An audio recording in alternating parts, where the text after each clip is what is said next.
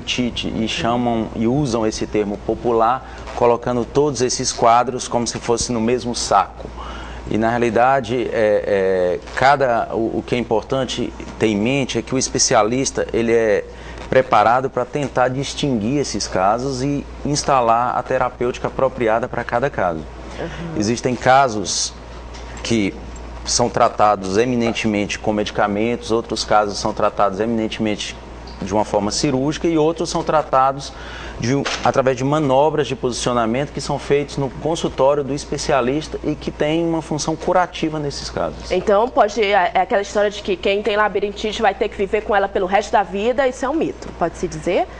Depende do caso. Depende do caso. Na realidade, existem casos de labirintopatia, que é o nome apropriado para designar esse grupo de doenças, em que a gente tem uma possibilidade curativa.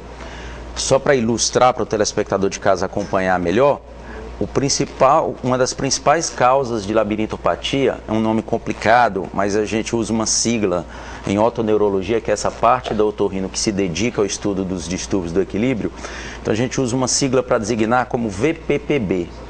E esse tipo de labirintopatia, pode ser curada com uma única manobra no consultório do especialista. Olha aí. Então só para que o telespectador tenha ideia, várias vezes a gente tem a oportunidade de atender pacientes que estão usando medicamentos há 10, 15 anos e com uma única manobra no consultório, eles têm 80% de chance de curar do quadro deles. Gente, isso é incrível. Bom, e quais são os principais sintomas em específico da labirintite, né? Em que casos deve se procurar um médico, casos mais extremos, como que o paciente pode identificar que está precisando de ajuda? Bem, esses quadros, eles se manifestam principalmente por tontura. Em algumas situações você tem outros sintomas auditivos que acompanham a tontura, como zumbido, perda de audição, flutuação do nível de audição, sensação de ouvido tampado. Em outros casos você pode ter sintomas neurovegetativos, como náuseas, vômitos. E o que é recomendável é que qualquer tontura que passe um período de 7 a 10 dias, seja avaliada por um especialista, que é o otoneurologista, o otorrinolaringologista, que trabalha especificamente nessa área de equilíbrio. O que é a sua especialidade, Isso. Né? Bom, a labirintite, ela pode ocasionar outras doenças? Na realidade, o grupo de doenças que a gente chama de labirintopatia, isso tem que ficar bem claro, são doenças que se manifestam principalmente por tontura e também podem provocar outros sintomas. E na realidade esses vários grupos de doença, eles são classificados popularmente e erroneamente como labirintite. Sim, Então na realidade não é que você tem outras doenças que causam a labirintite, você tem várias doenças que erroneamente são chamadas de labirintite. Então você tem vários quadros diferentes. E o que é perigoso e que eu chamo a atenção do telespectador é que às vezes todos esses quadros são tratados da mesma forma. Então as pessoas abordam o sintoma, tontura, em vez de procurar a causa do problema. Só para citar um exemplo, para que fique bem claro, é como se uma criança chegasse a um pronto-socorro com febre e saísse de lá com a prescrição de um antitérmico. Sim. E não se fosse investigada a causa da febre daquela criança. Então se trata de o tratamento é feito de uma forma geral, mas que deveria ser analisado para que haja um tratamento de uma forma mais específica, né? Exatamente. Para que se possa... O que tem que ficar claro é isso, tem que se identificar a causa e estabelecer o tratamento específico para aquela causa. A tontura é apenas uma consequência daquela doença. Olha aí, muito bom. Fica alerta então para os telespectadores. A gente já tem aqui algumas perguntas que dá continuidade até a nossa entrevista. A Luciana Cavalcante, que é uma telespectadora assídua, um beijo para você, Lu, pergunta: a labirintite ocorre em qualquer idade ou a partir de que idade? A gente pode ter quadros de labirintopatia desde a infância até a terceira idade, né?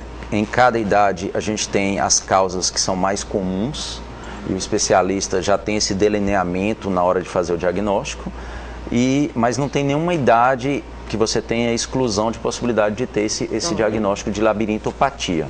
Então, crianças, adolescentes e mais frequente em idosos, né? A gente pode dizer isso? Em idosos, a gente tem uma maior prevalência de quadros relacionados à deficiência de irrigação do labirinto, que é uma falta de suprimento de oxigênio através do sangue. Em crianças, a gente já tem outros quadros que são mais característicos. E no adolescente, eu chamaria atenção muito para os desvios alimentares. Olha aí. Excesso de chocolate, cafeína, abuso algumas vezes de álcool, isso por sua vez também pode comprometer a função do labirinto. Então aí você já dá uma explanação de quais os alimentos devem ser evitados, né? De uma forma geral para quem tem esse problema, não é isso? O que é comprovado cientificamente é que os açúcares de absorção rápida, que são aqueles açúcares que entram rapidamente na corrente sanguínea, eles estão relacionados com a piora desses quadros. Excesso de cafeína, ou seja, o telespectador tem que ter em mente que mais do que 3 xicrinhas de café por dia já é nocivo à função do labirinto. Tabagismo, bebida alcoólica, frituras. Quanto mais você tiver um estilo de vida saudável, menor a sua chance de sofrer dos distúrbios do labirinto.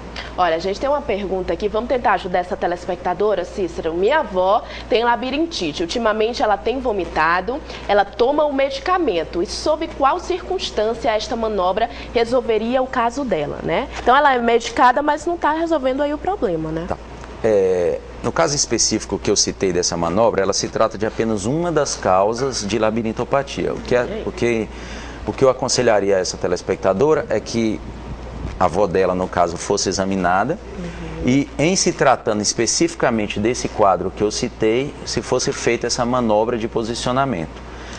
Não se tratando desse caso, se investigaria o caso para se ter uma causa específica e aí se veria se essa medicação que ela está usando é adequada para esse caso específico. Ok, temos 2 perguntas aqui que a gente pode juntar, né? Porque na verdade as pessoas aproveitam meio que para fazer uma consulta. Quando fecho os olhos, fico tonto. Isso é labirintite? Foi o Rai que perguntou.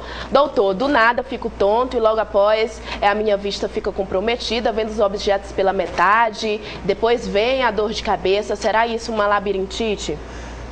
Olha, a função do equilíbrio humano, ela é uma função complexa e que é coordenada pelo labirinto, pela visão e também por alguns sensores que a gente tem dentro das nossas articulações. E tudo isso é coordenado por um órgão que fica dentro da cabeça da gente que chama cerebelo.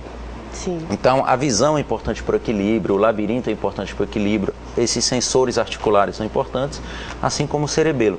Então, o fato de você fechar os olhos, você está tirando um órgão que te ajuda no equilíbrio. Se os outros órgãos não estiverem funcionando adequadamente, você pode sentir tontura.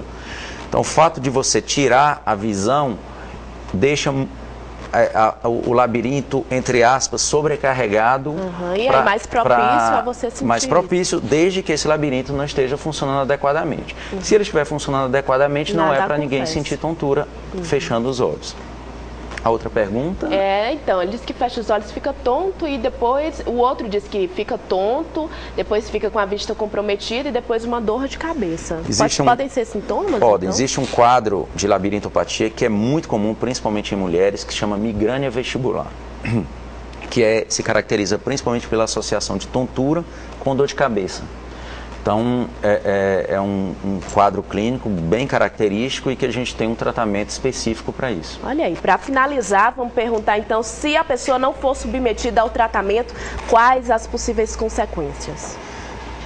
Na realidade, por que o termo popular usado, labirintite, é muito comum e é assunto em toda a roda de saúde? Porque as pessoas têm essa tendência de manusear o sintoma em vez da doença. Sim. Então, na realidade, você tem que ter esse diagnóstico e se você não tem, você vai apenas tratando o sintoma, essa doença pode ir progredindo.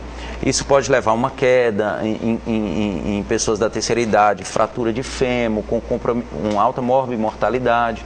Então, acho que é interessante investigar a causa, estabelecer o tratamento adequado e parar de se automedicar, principalmente. O brasileiro, fora do Brasil, a gente tem um controle mais rígido de medicação. Aqui no Brasil é muito fácil a gente chegar numa farmácia, numa drogaria e se automedicar com medicações que vão tratar única e exclusivamente o sintoma e não a causa da doença. Ok, muito bom. A gente agradece a presença do Dr. Cícero Alves. Muito obrigada, boa semana. A gente espera ter ajudado muita gente aí de casa, várias perguntas, mas eu acho que a entrevista foi bem explicativa. Olha só, vamos agora para um rápido intervalo comercial. Na volta, nós vamos até